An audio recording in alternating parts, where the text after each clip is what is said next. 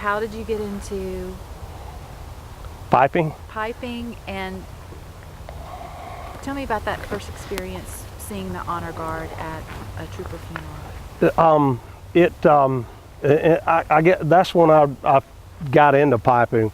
When I got on with the department, I had I'd always loved the bagpipes, but I got on with the department and I went to my first funeral in 1990 with my field training officer, Doug Reinhardt, and we were in Centerville, Alabama, and they had the trooper honor guard there. I knew we had an honor guard, but I had never seen them, and they were so sharp, and they had a piper, and it was an older gentleman. He was a reserve trooper, and his name was George Johnston, and I always called him Mr. Johnstone, but anyway, he had this thick Scottish accent, and he was a really good piper.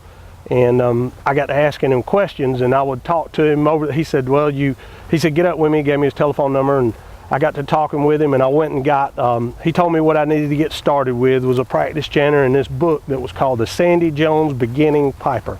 And that's what I started with, and I actually started in the beginning teaching myself, and I would call him up on the phone and try to play that thing over the phone. I would play with him, and there was a piper up in Birmingham. I can't remember his name. He was with the sheriff's department up in Birmingham, Jefferson County, and we would kind of, they would kind of give me some tips and pointers. And then when I transferred home in 94 or 95, I got in the McGuire's Irish pipe band in Pensacola, Florida, and that's when I really started to learning a lot about piping and everything.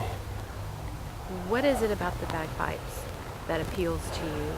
I don't know. It's that, I have, I guess, a Scottish ancestry. My mother is a Grant, and my grandfather's father was a Scottish immigrant, and I guess I was just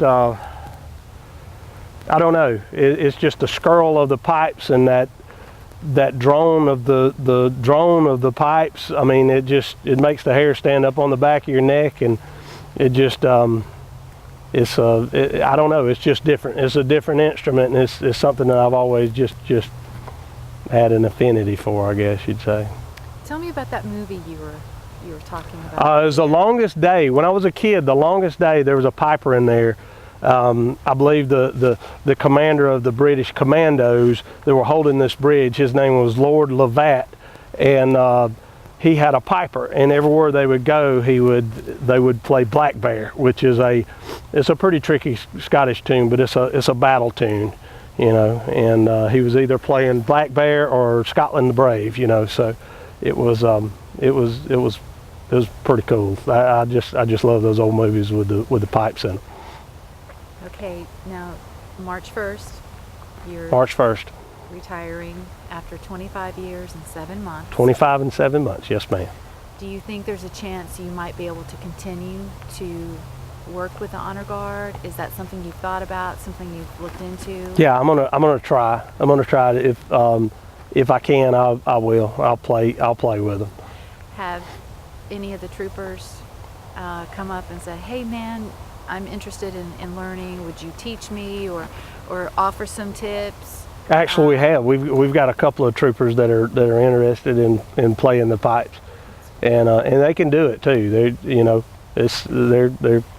They're good guys, good troopers, and I'm sure they make fine musicians. They can do it. Absolutely. If I can do it, anybody can do it.